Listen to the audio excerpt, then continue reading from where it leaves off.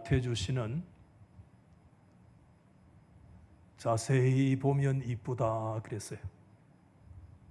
오래 보면 예쁘다 그랬어요. 우리 좌우에 한번 오늘은 좀 자세히 보고 이렇게 인사하십시다. 자세히 보니 이쁘네 이렇게 하면서 합시다. 자세히 보라고 하니 힐끗 보는 분들이 있는데 무슨 감정이 있는 건 아니죠. 예. 교회 유치원 그 담벼락 시멘트 콘크리트 옆에 딱 찡겨가지고 조그마한 꽃이 피어 있는데 아무도 보는 사람 없는데 제가 앉아서 이렇게 들여다보니까 정말 예쁘더라고요. 우리 다 하나님의 형상으로 예쁜 존재들인 줄 믿습니다. 오늘은 가정의 달 마지막 주일을 하나님 앞에 드리기 때문에 저와 여러분의 생애 속에 2022년도 가정의 달은 다시 오지 않는다. 그런 각오를 가지시고 다시 한번 오늘 이 말씀을 믿음으로 받으시고 이게 혹이라도 개인에게 적용이 된다면 하나님 앞에 믿음으로 더 엎드리시고 나와는 좀 별개의 문제가 있는 듯하다. 그래도 우리 모두는 가정을 위해서 우리 후손들의 가정들을 위해서도 기도해야 될 사명을 가지고 있는 자들이기 때문에 하나님 앞에 믿음으로 말씀을 받으면 좋겠습니다. 현재 한국 사회에 한때는 굉장히 진보적인 논객이었다가 지금은 보수 논객으로 사람들에게 많이 알려져 있는 사람이 전북대학교 신문방송학과 교수인 강준만이라는 분이 계세요. 참 입담도 좋고 나름대로 지식인 사회에 한국 사회에 그런 문제와 화두를 던지는 그런 분이시기도 한데 강 교수가 지금부터 이미 13년 전인 2009년에 인물과 사상지 135호의 글을 발표했습니다. 그 강 교수의 그 잡지에 실린 글 제목이 뭐냐 하면 이 강대상에서 좀 입에 올리기가 좀 저되어지는 그런 제목이기도 합니다. 한국은 어떻게 간통의 천국이 되었는가라고 하는 제목이에요. 한국은 어떻게 간통의 천국이 되었는가? 강 교수는 그래서 2008년도 경기도 수원시에 살고 있는 김모 씨, 이 모 씨가 2008년도 6월부터 9월까지 국가 및 공기업 지방자치단체에 근무하는 연구소 연구원, 시군 공무원들에게 무작위로 전화를 걸어서 공갈 협박을 한 사건을 들어 간통천국의 예로 그렇게 설명을 한 바가 있습니다. 이 사람들은 정보를 수집하는 단체, 불법 단체일 수 있죠. 그 사람들이 무작위의 사람들에게 전화를 해서 당신의 여성 관계를 잘 알고 있다. 당신이 여자와 어디에 들어가는 사진을 많이 갖고 있다. 그래서 1천만 원을 송금하지 않으면 그 자료를 당신의 직장에, 당신의 가정에 알려서 당신에게 망신을 주겠다. 그렇게 협박을 했던 그런 사건이 경찰에 이제 발각되어진 사건이기도 합니다. 그 공갈 협박에 재발절인 14명의 공직자가 한 사람당 130만 원에서 800만 원씩 모두 다 4천만 원을 송금했던 그런 사건이 경찰이 밝혀냈던 그런 사건이 있었습니다. 강준만 교수는 계속해서 그 글에서 이렇게 말을 했습니다. 한국 드라마의 주축이라 할 수 있는 불륜 드라마가 괜히 인기 있는 것이 아니다.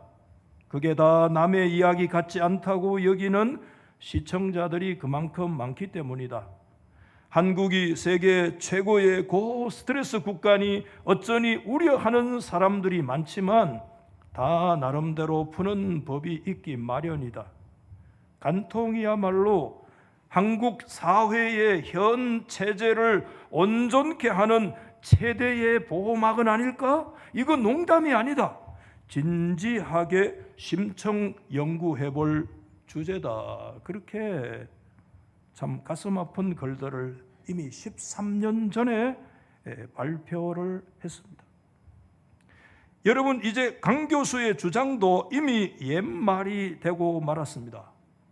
우리나라는 간통죄가 1953년도 10월까지는 간통죄는 억울하게도 유부녀, 여성에게만 적용을 했어요. 얼마나 억울합니까? 그래서 이게 남녀평등법에 위배된다고 해서 1954년부터 이제 유부남에게 그리고 유부녀에게 모두 처벌받도록 법이 개정되어진 바가 있습니다. 그 후에 헌법재판소는 간통죄에 대해서 1990년, 93년, 2001년, 2008년 4차례에 걸쳐서 간통죄가 합헌이다라고 결정을 내린 바가 있습니다. 2008년도에는 헌법재판관 5명은 위헌 결정을 냈지만 정족수 6명을 채우지 못해서 겨우 합헌이 되어진 그런 경우가 있었습니다. 그러다가 지난 2015년 2월에 국가가 법률로 간통을 처벌하는 것은 국민의 기본권을 침해하는 것이다. 그렇게 해서 헌법재판관 7대2의 의견으로 간통죄는 헌법에 위배된다. 위헌 판결을 내리면서 우리나라에 간통죄 처벌 규정이 제정된 지 62년 만에 대한민국에서 법률상으로 간통죄가 폐지되고 사라지는 그런 일들이 있다는 거 우리가 잘 알고 있습니다. 제가 좋아하는 영국 캠브리지의 고대 교수 중에 이 조지 폭스라고 하는 분을 제가 글을 여러 차례 읽었는데 그분의 그 책에서 고대 여러분 로마 사회 속에서 여러분 사람들이 가장 큰 죄, 뭐 작은 죄, 다 죄가 죄지만은 고대 로마 사회에서 가장 크게 사람들이 여기는 죄가 있었는데 그 죄가 뭐냐 하면 간통죄였습니다. 그렇기 때문에 사회가 굉장히 뭔가 좀 그런 면에서 꼼수의 문을 열어놓았죠. 그게 콩큐비나라고 해서 그 콩큐비나가 뭐냐 하면 정상적인 결혼 관계에 있는 그런 여성이 아닌 그 여성과 동거하고 오랜 삶을 살아도 콩큐비나의 신분으로 있으면 그건 결혼한 관계가 아니기 때문에 그것은 간통이라고 하는 죄가 성립되어지지 않는다. 그래서 그 유명한 어거스틴 같은 경우에도 13년 동안이나 한 여성과 동거해서 아데오다투스라고 하는 아이도 출생을 한 바가 있지만 그 여성 13년에 동거했던 여성이 콩큐비나 단지 성적인 파트너로서 삶을 살아왔고 그런 관계를 위해서 정상적인 결혼 관계에 들어가서 소위 간통죄를 막기 위해서 사회가 열어놓은 꼼수 하나의 해방구가 콩큐비나라고 하는 그런 제도였다라고 하는 거 생각해 보면 참 가슴 아프기도 하지만 어쨌든 고대 사회로부터 가장 큰 죄로 여겼던 죄가 그게 뭐였는가 하면 간통죄였다라고 하는 거 생각을 해볼 때 오늘날 우리의 이 정말 이 죄에 대한 인식이 얼마나 이 고대의 삶들과 다른가 하는 것을 생각하지 않을 수가 없어. 오늘 우리들의 현실이 어떤가? 간통죄가 살아있었던 13년 전 2009년도에 한국은 간통의 천국이라고 하는 말이 나오게 되어졌는데, 간통죄가 법률적 죄로 사라진 지금의 우리 한국의 실정이 어떠한가? 한국 성과학연구소 여러 곳에서 많은 자료들을 얘기하고 있고, 저도 쭉 살펴봤지만 더 이상 그 자료를 오늘 여기서 말씀을 드리는 것은 적절하지 않다, 그런 생각을 가지고 있어요. 사랑하는 우리 달서교회 성도 여러분, 저와 여러분은 우리가 세상 사람으로서의 헌법이 있고 우리의 법률이 있지만, 우리가 하나님의 나라 백성으로서 저와 여러분에게 영원한 법률이 있습니다. 그것은 하나님의 말씀인 성경인 줄 믿으시면 아멘.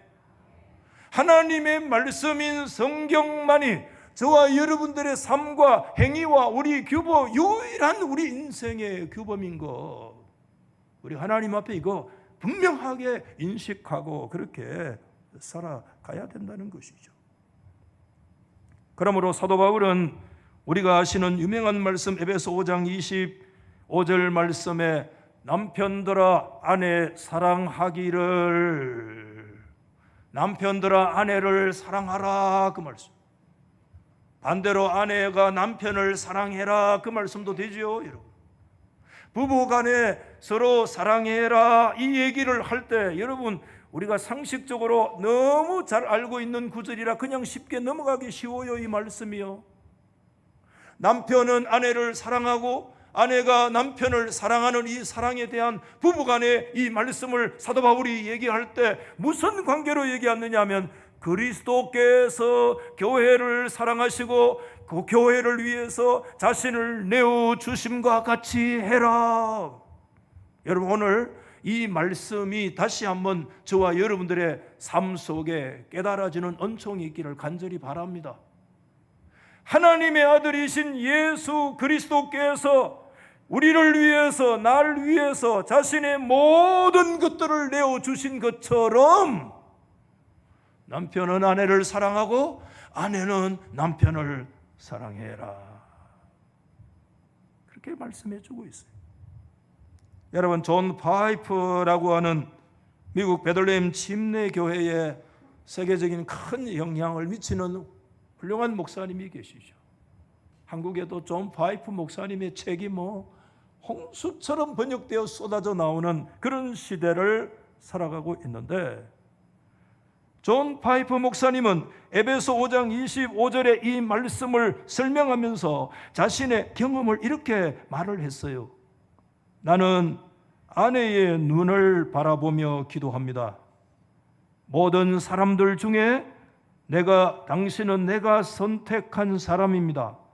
오직 당신만이 순수하고 흠이 없는 기쁨의 축제를 함께 할 단 한 사람입니다.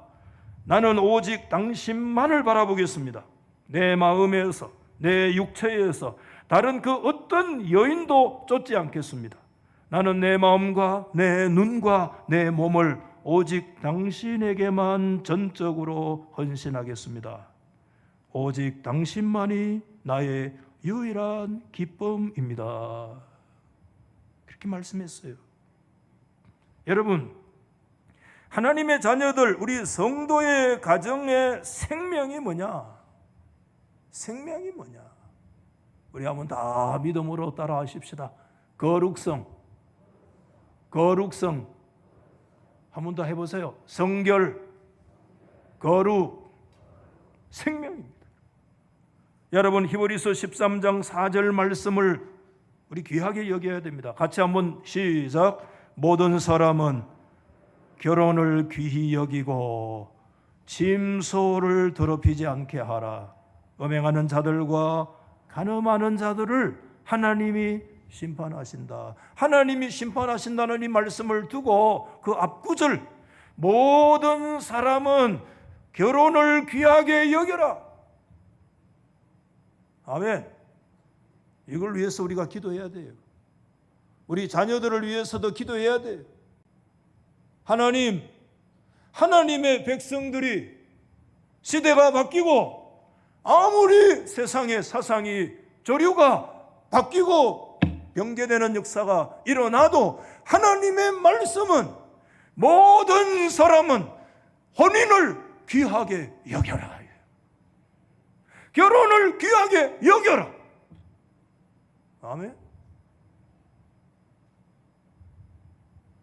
아내가 며느리 좀 부족해도 기회를 한 번 더 주고. 왜? 혼인을 귀하게 여기라는 하나님의 말씀이 있기 때문에. 때로는 여러 가지 시험이 오고 어려움이 오고 가정에 여러 가지 가문에 고통이 오고 시련이 올 때도 있겠죠. 사람이 식수가 있을 수 있으니까. 그럴 때 다시 한번 이 말씀을 우리 하나님의 백성들이 다시 한번 가슴에, 모든 사람은 혼인을 귀하게 여기고, 그리고 뭐죠? 너의 침소를 더럽히지 마라. 침소를 더럽히지 마라. 성결을 유지해라. 이렇게 말씀합니다. 여러분, 오늘 이것은 결코 만만한 문제가 아니었습니다. 우선 오늘 이 고린도전서 5장 고린도 교회에 어떤 일이 일어나고 있는가?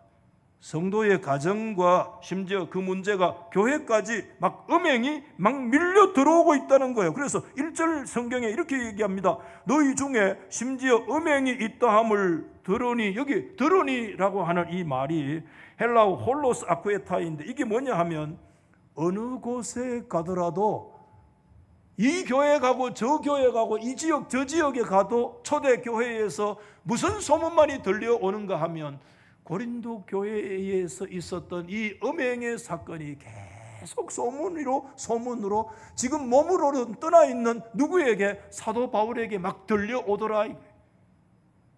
여러분, 이게 참 무서운 얘기예요. 고린도 교회의 음행 사건이 어느 곳에서든지 가니까 이야기거리가 되었고 모르는 사람이 없을 정도가 되었다. 이렇게 말씀하고 있어요, 여러분. 그 교회를 생각하면 주님을 생각해야 되고, 건물을 생각하고 십자가를 생각하면 예수 그리스도를 생각하고 나의 믿음을 생각해야 되는데, 오늘날 정말 이 소문이 끊임없이 계속 우리의 귀에 들려오는,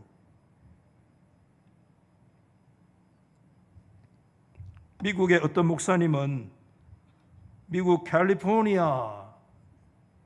LA 캘리포니아 주잖아요. 캘리포니아에 대해서 이런 얘기를 했습니다. 그리스도인 지도자들이, 목사입니다, 쉽게 말하면. 캘리포니아의 목사님, 지도자들이 아내를 버렸다거나 비서와 함께 애정의 도피 행각을 벌였다거나 동성애에 빠졌다거나 교회가 모종의 도덕적 위기에 직면하고 있다는 이야기를 듣지 않고 지나가는 주는 한 번도 없는 것 같다. 그런 스캔들, 그런 소문들을 듣지 않고 캘리포니아에서 지나가는 주간은 거의 없는 것 같다. 그러면서 그런 얘기했어요. 고린도 전서와 후서는 뭐가 되어야 되느냐 하면 캘리포니아 전서와 후서가 되어야 된다. 너무 가슴 아픈 얘기잖아요. 고린도 전서는 캘리포니아 전서가 되어야 돼. 캘리포니아의 전서뿐만 아니라 오늘 코리아 전서가 되고 우리 코리아 후서가 되어야 되는 상황은 혹시 아닌지, 오늘 이 시대에 우리가 하나님의 백성으로서 다시 한번 가슴에 새겨야 될 줄로 압니다. 그런 배경 속에서 바울은 첫 구절부터 막 탄식을 막 쏟아내고 있는데, 여러분 한번 저를 한번 보십시오. 고린도 교회에 제일 큰 문제가 있었어요. 그게 무슨 문제였는가 하면 가장 큰 문제가 있어요. 그게 분당 문제, 분열 문제였잖아요. 잘 아시다시피 사람들이 나름대로의 그 줄기가 있어가지고 바울 줄기, 게바 줄기, 심지어 아볼로 줄기, 아이고 막 나는 그리스도 줄기, 사색 당파가 막 교회 안에 막 심각한 다툼과 분쟁의 역사들이 하나님의 교회를 막 크게 멍들게 해서 그것 때문에 떠나 있는 사도 바울의 마음이 얼마나 아팠는지 그 신경이 온통 그리 다가 있는 거예요. 근데 지금은 전혀 또 다른 문제, 그 문제가 뭐였는가 하면 캘리포니아 전서 후서, 고린도 전서 후서가 되어야 된다고 얘기할 정도의 심각한 음행의 문제가 있는데, 수많은 문제들이 실상 있겠지만은 가장 심각한 한 가지 예를 듭니다. 그게 1절 하반절에 보면 참 말씀드리기도 정말 송구해요. 누가 그의 아버지 아내를 취하였다 하는도다. 이 뭐냐면 이 계모와의 관계를 얘기하는 거죠. 주석가 앤서니 키설턴은 뭐라고 얘기하느냐 하면 경계를 넘어선 극단적 상황이다 이렇게 얘기해요. 선을 넘었다는 거예요. 이런 선을 넘은 자가 누구냐의 문제를 바울은 계속해서 구체적으로 밝히고 있는데, 여러분 읽지 않았습니다만 12절에 보면 이렇게 설명해요. 밖에 있는 사람들을 판단하는 것이야 내게 무슨 상관이 있겠나. 그러면서 교회 안에 있는 사람들이야 너희가 판단하지 아니하랴. 여기에서 대조적으로 설명한 게 있죠. 밖에 있는 사람들, 교회 안에 있는 사람들, 그렇게 오늘 사도 바울이 말씀하고 있잖아요. 그러면서 여러분 그 앞에 11절 성경에는 어떤 형제라 일컫는 자가 음행하거나, 여기에서 성경에서 특별히 신약 성경에서 형제 자매라고 하는 것은 굉장히 성경적인 단어예요. 오늘날 우리가 형제 자매 그런 얘기를 하잖아요. 이 교회에서부터 시작된 용어예요. 형제 자매라는 게요. 오늘 여기서 말하는 어떤 형제라 일컫는 자가 음행을 했다, 이 말은 이 형제는 성도라고 하는, 그리스도인이라고 하는 다른 이름이 형제요 자매입니다. 성도라고 하는 이름을 가진 자가 음행을 저질렀다.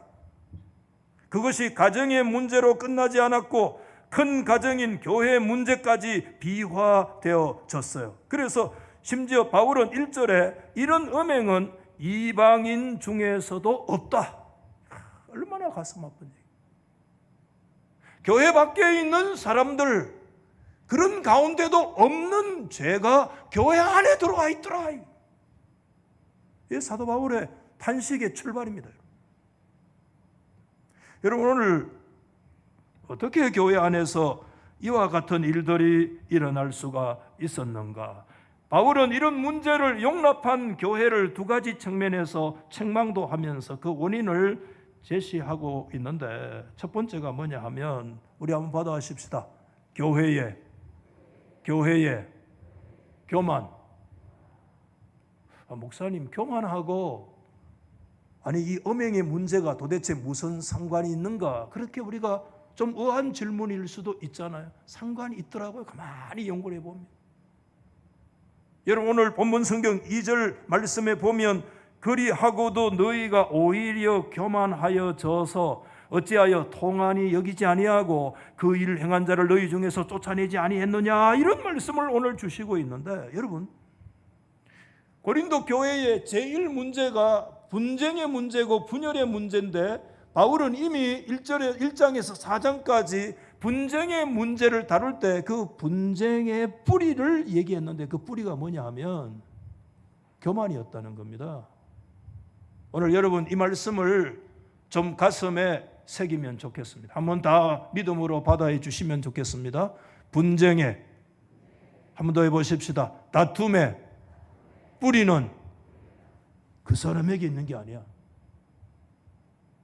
나의 상대방에게 있는 게 아니야. 그 분쟁과 다툼과 분열의 깊은 뿌리가 어디에 있느냐? 성경은 교만에 있다고 얘기하는 거예요. 교만이 뿌리예요. 아니 당신이 먼저 가서 사과할 수도 있잖아. 주님이 나에게 찾아오셨는데 당신이 먼저 용서할 수도 있잖아. 주님이 나를 있는 그대로 품어주셨던 것처럼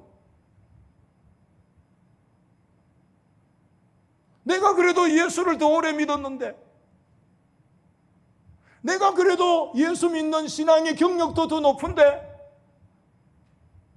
그러니 내가 먼저 용서를 구하고, 내가 먼저 주님의 사랑으로 가서 무릎을 꿇고, 내가 먼저 찾아가고, 내가 먼저 말을 걸고, 내가 먼저 사과하고, 그 깊은 뿌리가 어디에 있느냐? 성경은 교만에 있다. 교만에 있다. 그러면 목사님, 분열과 분쟁과 다툼의 깊은 성경적인 고린도 성경에서 제시하고 있는 원인이 교만에 있다면, 그러면 오늘 또 하나의 큰 문제인 교회 안에 있는 이 음행의 문제와 교만이라고 하는 것이 도대체 무슨 관계성이 있느냐? 관계성이 있더라는 거예요. 왜냐하면 고린도 교회 자체는요, 굉장히 아주 카리스마틱한 교회입니다. 쉽게 말하면 방언, 예언, 영분별, 다른 어느 교회에도 없었던 그런 엄청난 영적인 은사들이 오늘날로 쉽게 얘기하면 빵빵해요. 여러분, 오늘 눈을 다 뜨고 계시죠? 저를 한번 보십시오. 내 혼자 설교하는 건지 모르겠다. 들을 게 있는 사람은 듣고. 여러분, 내가 좀 영성이 있다, 내가 좀 누구보다, 여러분 기도하는 걸 제가 비판하는 거 아닙니다. 내가 누구보다 좀 기도를 많이 한다 이러면 꼭 나타나는 게 있어요. 그게 뭐냐 하면 영적 교만이 나타납니다. 교만이 나타나요. 기도 속에서도 교만이 나타나고, 은행에서도 교만이 나타나고, 상대방을 정죄하고 가르치고 비판하고, 은연중에 그런 것이 나타나요. 여러분, 오늘 고린도 교회가 그런 교회입니다. 샬라샬라샬라샬라 하는 교회입니다. 슉슉슉슉슉 하는 교회입니다. 다 보면 뭐 사탄아 물러가라 뭐 이런 교회입니다. 굉장한 어떤 그 카리스마와 은사를 갖고 있는 그런 교회였기 때문에, 그 교회가 들어가면 오늘날로 얘기하면 막 굉장한 교회를, 어쩌면 오늘날 그런 교회에 막 몇만 명씩 막 모여드는 그런 교회일 수도 있는데, 여러분, 그 교회에 깊은 뿌리가 있는데, 오늘 6절 말씀에 보면 이런 말씀이 있어요. 너희가 자랑하는 것이 옳지 아니하도다. 그 다음에 뭐라 그랬습니까? 큰 누룩이라 그랬습니까? 적은 누룩이라 그랬어요? 적은 누룩이 온 덩어리에 퍼지는 것을 알지 못하느냐. 오늘 여기에서 적다는 단어가 이 헬라 말의 미크로스라는 단어인데, 여러분 이게 오늘 영어로 그대로 가면 마이크로라고. 마이크로가 뭡니까? 마이크로스코프, 현미경. 우리 눈에 안 보이기 때문에 현미경으로 봐야 되잖아요. 그게 미크로스의 세계입니다. 눈으로 보이는 세계가 아니에요. 눈에 보이지 않기 때문에 전자현미경으로 들여다봐야 되고, 적어도 광학현미경 정도라도 들여다봐야 그것이 적어도 몇백 배, 몇천 배로, 몇만 배로 확대해서 봐야 볼 수 있는 그 세계가 뭐냐? 그게 미크로스, 요즘은 뭐 나노의 세계, 우리 눈에 안 보이잖아요. 그건 특수한 것을 통해서 보지 않으면 내 눈에 띄지 않아요. 이게 제가 왜 이 말씀을 드리는가 하면, 고린도 교회는 엄청난 파워풀한 교회입니다, 여러분. 모든 면에서 굉장한 교회입니다. 초대교회의 그 교회들 가운데 가장 역동성 있는 교회이기도 했습니다. 그렇기 때문에 굉장한 능력 있는 교회인데, 그런 적은 미크로스, 아이고 그런 게 그것쯤이야 하면서 그냥 막 그 파워풀한 그 교회에 그 다이나믹한 시스템에 막 휘말려 들어가가지고, 아이고 뭐 그것쯤이야, 아이고 뭐 그거야, 뭐 고린도 사회가 어떤 사회인데, 고린티오 조마이라는 말이 무슨 말인데, 고린도 사람들처럼 행하란 말이, 그거 다른 말로 하면 매춘 행위를 하라는, 그게 고린도 사람들처럼 행하라, 그게 매춘부다 이 말인데, 고린도 사회가 엄청나게 타락하고 동성애로 정말 매춘 사회가 고린도 사회인데, 그 고린도 사회에 있는 하나님의 교회가 아이고 막 그것쯤이야. 그게 뭐냐 하면 파워풀한 내 자신의 깊은 나의 어떤 주의, 나의 어떤 전통, 그것이 교만으로 작용해요. 그래서 그건 그냥 대충 넘어가는 거예요. 굉장히 위험한 사고. 주님은 그걸 깊이 들여다보셨어요.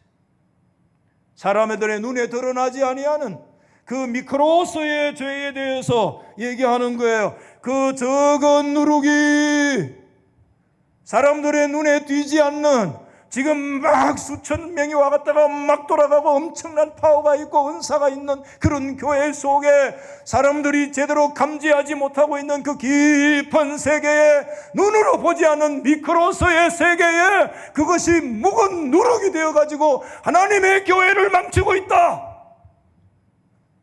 그걸 들여다보는 거예요. 교만이라는 거예요.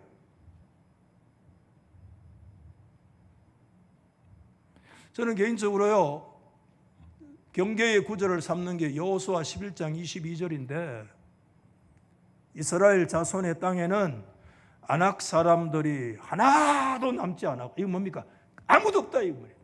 근데 밑에 한 구절 붙어 있어요. 그게 뭐냐면 가사와 가드와 아스도세만 남아있다. 이게 뭐냐면 위에 가고 밑에 하고 얘기하면, 이제 여호수아가 가나안 정복 전쟁을 해나갈 때 아낙 인간들은 다 썰어버렸어. 정말 말 그대로 앞에 있는 문장처럼 하나도 남은 존재가 없어. 이제는 정복 전쟁 끝. 이제는 전쟁이 끝났어. 이제는 무장 해제, 이제는 평화의 시기가 우리에게 왔어. 이제는 칼과 무장을 해제하고 갑옷을 벗고 내려놔도 돼. 가사와 가드와 아스도세 조금 남아있다 이 말입니다. 그거는 미미해. 그거는 있어나 마나해. 그거는 세발의 피야. 그거는. 여러분 성경을 더 깊이 보시면 조금 남겨두었다. 아이고 막 그거 아무것도 아니다 싶은 그곳에 가사에서 뭐가 일어났는가 하면, 여러분 들릴라가 나와가지고 삼손의 누나를 뽑아내고 삼손의 머리를 밀고 하나님의 사람인 이스라엘을 완전히 그냥 실패의 도가니로 처박아 버리는 역사가 일어나요. 조금 남겨두었던 아이고 미크로스 그거 막 미미하고 그거 있으나 마나한 그 가드에서 누가 나왔습니까? 여러분 용장인 골리앗이 가드에서 튀어나와서 이스라엘로 하여금 꼼짝달싹하지 못하도록 만드는 것이 어디에서 나왔느냐? 그 가드에서 나왔어요. 여러분.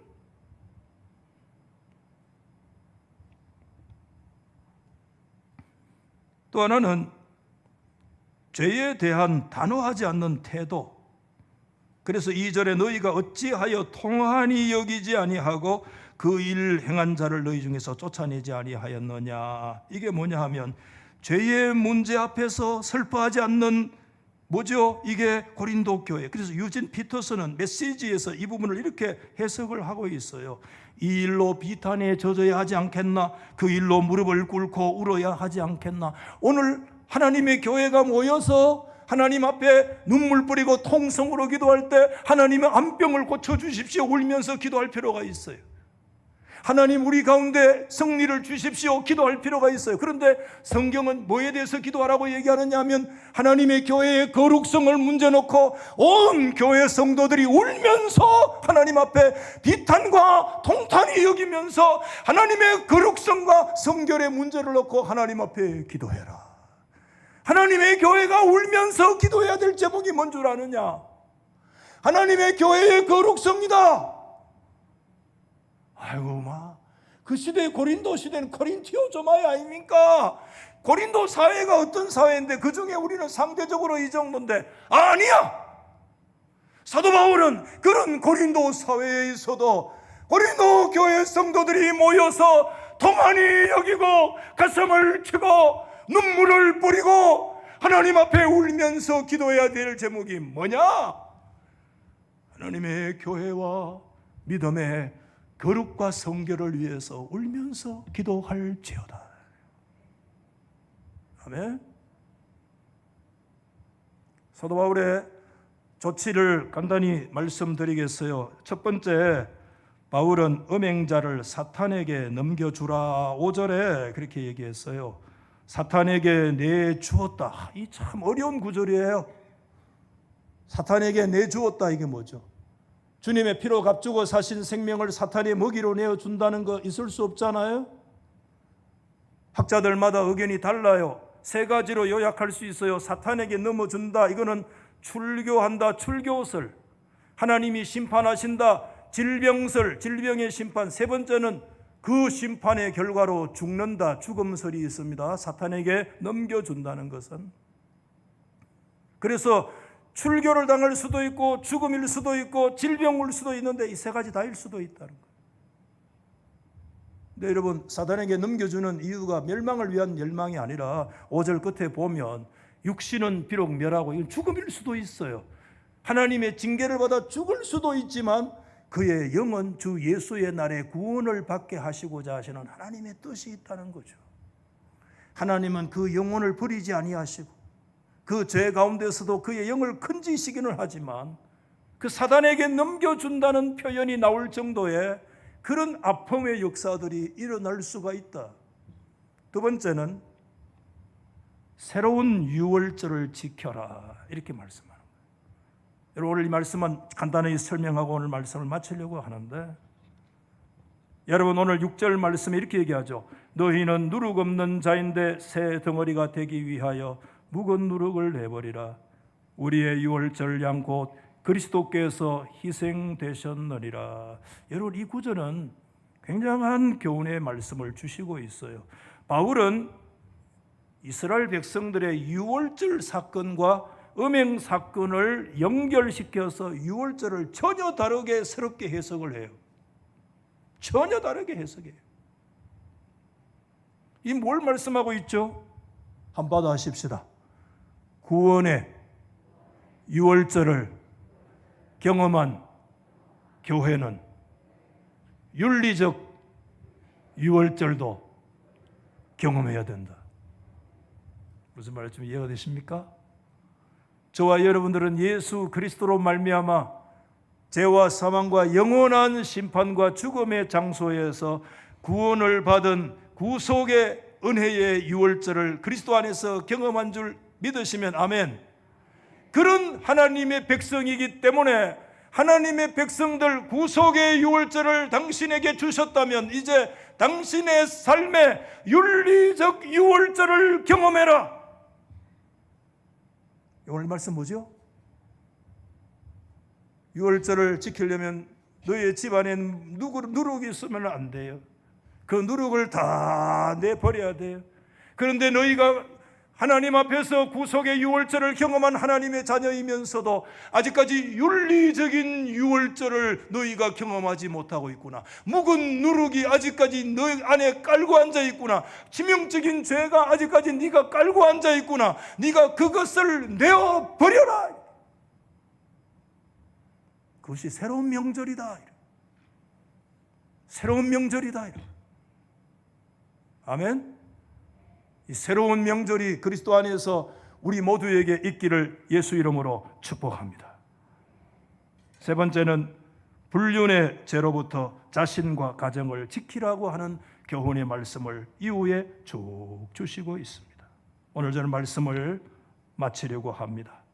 오늘 사도 바울은 마지막 7절에 이렇게 설명하고 있습니다. 우리가 7절 말씀을 같이 한번 읽겠습니다. 시작. 너희는 누룩 없는 자인데 뭐죠? 새 덩어리가 되기 위하여 묵은 누룩을 내버리라. 우리의 유월절 양 곧 그리스도께서 희생되셨느니라. 할렐루야. 오늘 저와 여러분들 예수 안에 우리는 은혜의 구속과 구원의 유월절을 경험한 하나님의 자녀들입니다.